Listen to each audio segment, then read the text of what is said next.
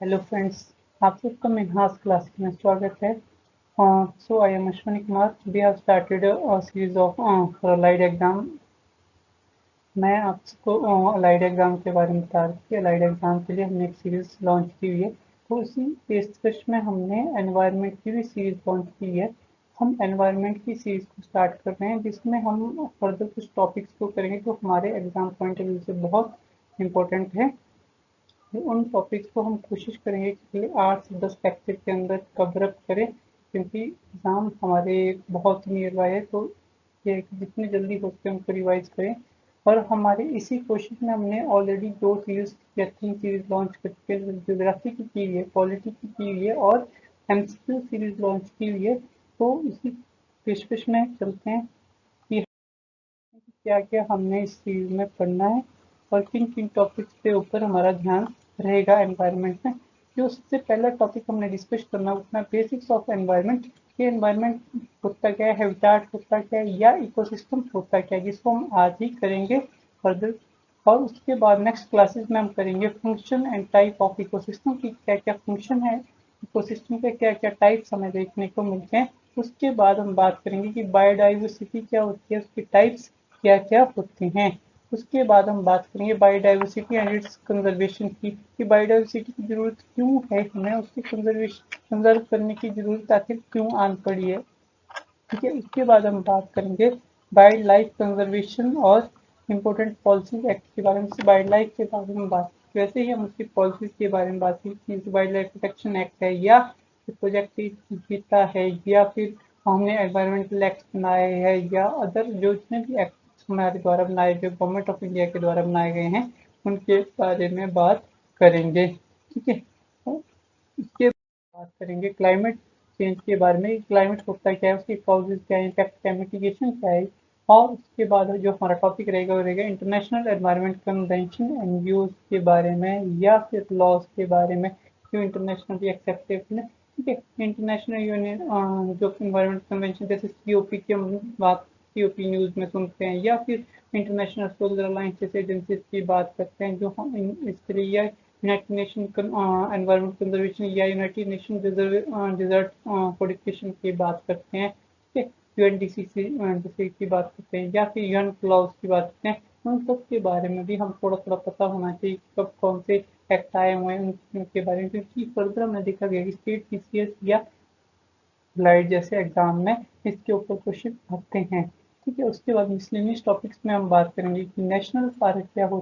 National park जो है India में कितने नेशनल पार्क है, कौन कौन से कहाँ कहाँ है। ठीक है, वाइल्ड लाइफ सेंचुरीज, फिर हो गया बायोस्फीयर रिजर्व हो गया, एमबी हो गया, मैन एंड बायोस्फीयर जो एरियाज है, प्रोटेक्टेड एरियाज है, उनके बारे में भी हम इस क्लासेस में फर्दर पढ़ेंगे। ठीक है, तो आज हम अपने टॉपिक की डिस्कशन स्टार्ट कि एनवायरनमेंट होता क्या है, हैबिटाट क्या होता है या इकोसिस्टम क्या होता है। तो फिर एनवायरनमेंट की जनरली बात की, एनवायरनमेंट क्या होता है। एनवायरनमेंट एक नेचुरल कंपोनेंट है जो हम देखने को मिलता है हमारे आसपास के क्षेत्रों में या आसपास के एरियाज में, जिसमें क्या बायोटिक भी होते हैं, कुछ अबायोटिक भी हमें देखने को मिलते हैं।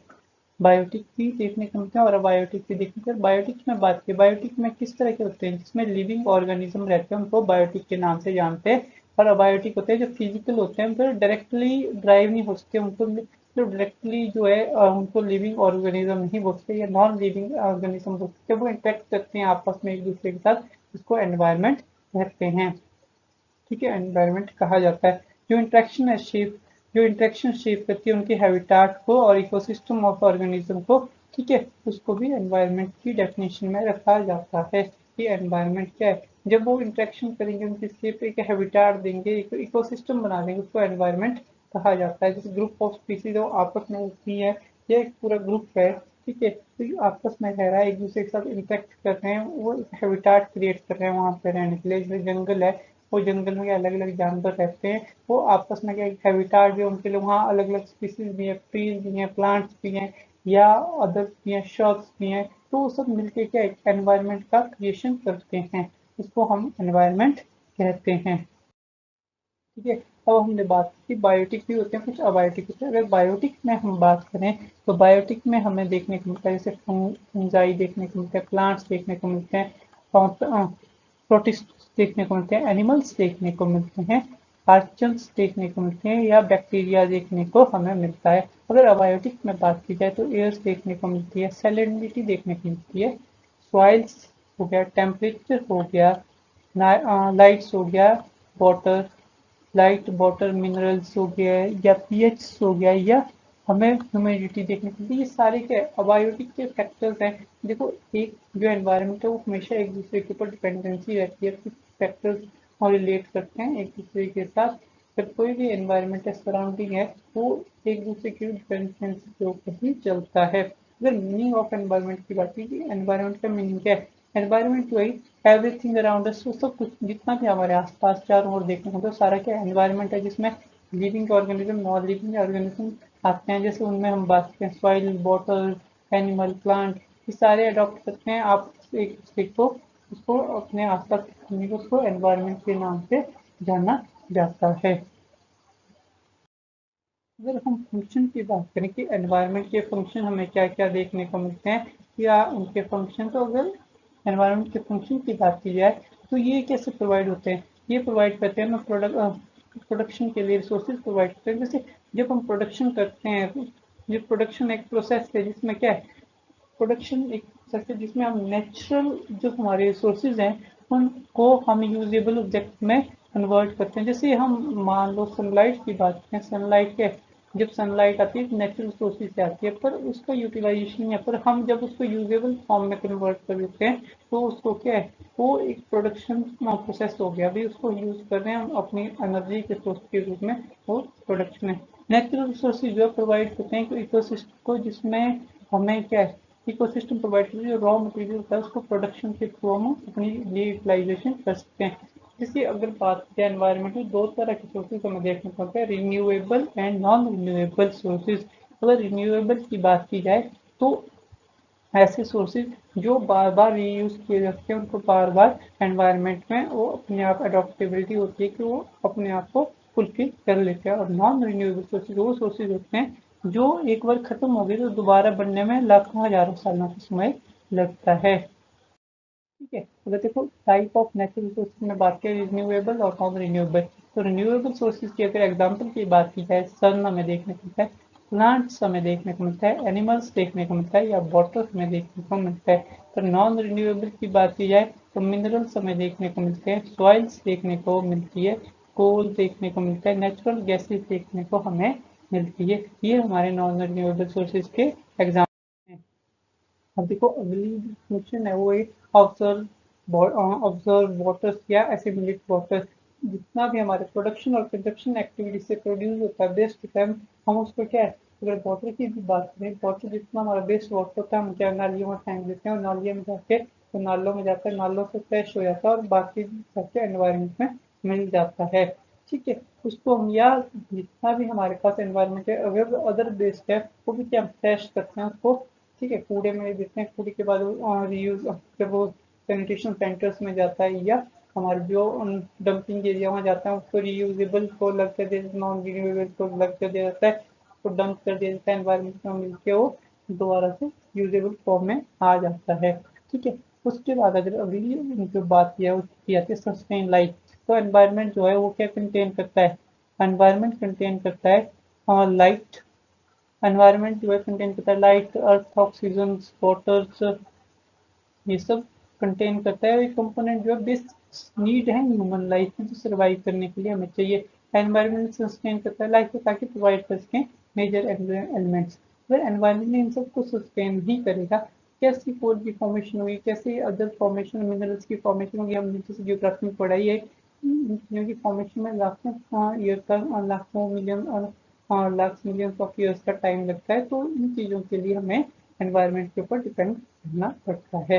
अगर एनहेंस लाइफ क्वालिटी की बात करें, एनवायरनमेंट कंटेन करता है सॉइल, वाटर, ओशन, सी, रेनफॉल, माउंटेन, डेजर्ट, ये सब कुछ हमें एनवायरनमेंट में देखने को मिलते हैं। अगर ये सारे जो है कंट्रीब्यूट करते हैं एनवायरनमेंट उसकी ब्यूटी और फ्रेशनेस को बनाए रखने के लिए, अगर ये सब नहीं होंगे तो हमें क्या है, इस तरह की एनवायरनमेंट देखने को नहीं मिलता है। ठीक है, इस तरह के एनवायरनमेंट हमें देखने को खूबसूरती देखने को नहीं मिलती। जैसे इंडिया में बात किया अगर देखो था, फिर राजस्थान जाओ तो हमें थार डिजर्ट देखने को मिलता है, या हमें जैसे साउथ में जाते हैं तो हमें क्या है, ईस्टर्न और वेस्टर्न माउंटेन सिस्टम देखने को मिलता है, घाट देखने को मिलते हैं, या नॉर्थ में जाते हैं ऊपर तो हिमालय देखने को मिलते हैं हमें। ठीक है, और बीच में जाते हैं प्लेन रीजन देखने को, तो ये सारी क्या ब्यूटीज नहीं है सारी, ये सब ब्यूटीज ही हमें देखने को मिलती है। ठीक है, उसके बाद अगर एनवायरनमेंट की बात की है, एनवायरनमेंट में जो अर्थ हमारा वो 78-28% के आसपास कहीं ना कहीं वाटर को कंट्रीब्यूट करता है। फिर इसमें बात की जाए, इसमें हमें तीन तरह से देखने को मिलता है। इसमें भी हमें, अगर हम अर्थ की बात करें तो अर्थ में हमें तीन तरह से देखने को मिलते हैं, जैसे हमने पढ़ा है कि लिथोस्फीयर, एटमॉस्फेयर और हाइड्रोस्फीयर हमें देखने को मिलता है। ठीक है, इसको हम बोलते हैं लिथोस्फीयर,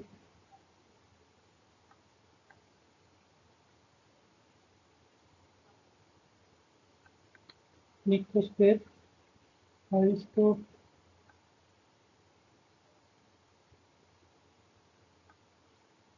एटमॉस्फेयर और इसको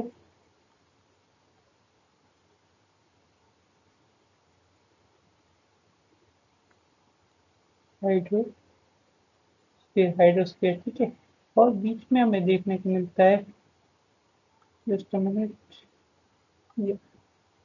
बीच में इस बड़े रीजन को हम कहते हैं हाइड्रोस्फीयर। ये हमें बायोस्फीयर के नाम से देखने को मिलता है। अगर हम बात करें लिथोस्फीयर की सबसे पहले, तो लिथोस्फीयर का हमें पता है कि ये सॉलिड रीजन होता है अर्थ का, जिसमें हमें क्या है, सॉलिड रीजन होता है अर्थ का जिसमें हमें क्रस्ट और अपर मेंटल में हमें ये देखने को मिलता है। जब हमने ज्योग्राफी पढ़ी होगी, तो आपने ज्योग्राफी पढ़ी तो उसमें हमने आपने देखा ही होगा ये चीज कि लिथोस्फीयर जो है क्रस्ट और सॉलिड अपर पार्ट होता है मेंटल का, इसको लिथोस्फीयर के नाम से जानते हैं। ठीक है, और एटमॉस्फेयर की बात की है, एटमॉस्फेयर जो होता है ये ओवरलैप होता है, जो अर्थ के सराउंडिंग एरिया होता है उसको सारे को एटमॉस्फेयर होता है, ये मोशन मूव करता रहता है या मोशन होता रहता है। फिर हाइड्रोस्फीयर की देखो नाम से पता है, hydro, hydro means water, water means हमें यहाँ पे क्या कंबाइंड मास होता है वाटर का, उसको हाइड्रोस्फीयर के नाम से हमें जानने का मौका मिलता है।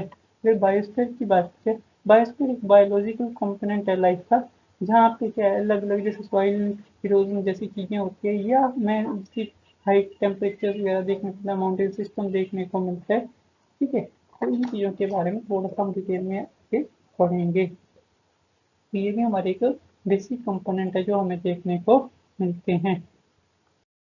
अगर बात की जाए हैबिटाट, हैबिटाट होता क्या है, तो हैबिटाट की अगर जनरली बात करें, आपको पता है कि हैबिटाट एक फिजिकल एनवायरनमेंट होता है हमारे आसपास, जैसे हम कहीं भी रहते हैं हमारा क्या एक हैबिटाट है, उसके अंदर ही रहेंगे। ठीक है, उसके बाहर चले जाते हैं तो वो हमारा एनवायरनमेंट हो जाता है। हैबिटाट क्या है, एक फिजिकल एनवायरनमेंट है। ठीक है, उसमें क्या ऑर्गेनिज्म लाइव करते हैं, और many habitat together makeup environment, इतनी ज़्यादा से बहुत अलग अलग हैबिटाट मिलके क्या एक एनवायरनमेंट का निर्माण करते हैं। ठीक है, single habitat have common multiple organism. देखो एक कोई भी सिंगल हैबिटेट है उसमें क्या है अलग अलग तरह के ऑर्गेनिज्म रहते हैं और उनकी क्या सिमिलर रिक्वायरमेंट हो सकती है। ये भी एक पॉइंट बन सकता है, यहाँ से कई बार क्वेश्चन इस तरह से भी बन जाते हैं आपसे। ठीक है, हैव सिमिलर रिक्वायरमेंट।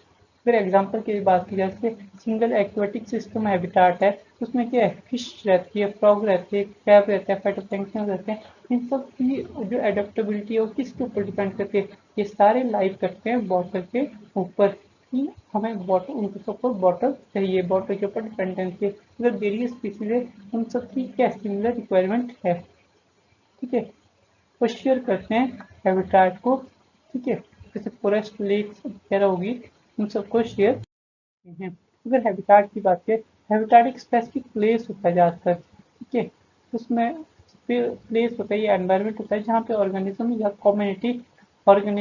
कम्युनिटी जो है वो रहती है, ये लाइव करती है, और वो लाइफ को प्रोसेस करती है। मेनली जो है 5 टाइप के हैबिटाट हमें देखने को मिलते हैं।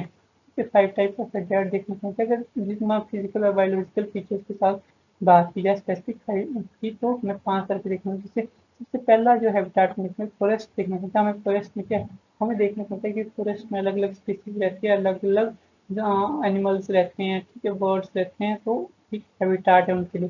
दूसरा ग्रास लैंड हमें देखने को मिलते हैं। ग्रास लैंड में भी हमें देखने को मिलते हैं कि अलग अलग जैसे Swarna prairie type grass lands वगैरह देखने को हमें मिलते हैं। फिर डेजर्ट की बात करें, डेजर्ट हमें अलग अलग जगहों पे देखने को मिलते हैं, जैसे थार डिजर्ट देखने को मिलता है या सहारा डिजर्ट देखने को मिलता है। उसके बाद ये कालाहारी डिजर्ट देखने को मिलता है। पोलर रीजन है, पोलर रीजन में हमें नॉर्थ नॉर्दर्न और सदर्न पोल्स का रीजन देखने को मिलता है। एक्वेटिक हैबिटाट देखने को मिलता है, माउंटेन्स देखने को मिलता है। एक्वेटिक में हमारा ओशंस देखने को मिलता है और माउंटेन में हमारे हिमालयास देखने को मिलते हैं, या फिर हमें ये देखने को मिलते हैं एल्प्स माउंटेन्स वगैरह रीजन देखने को मिलते हैं।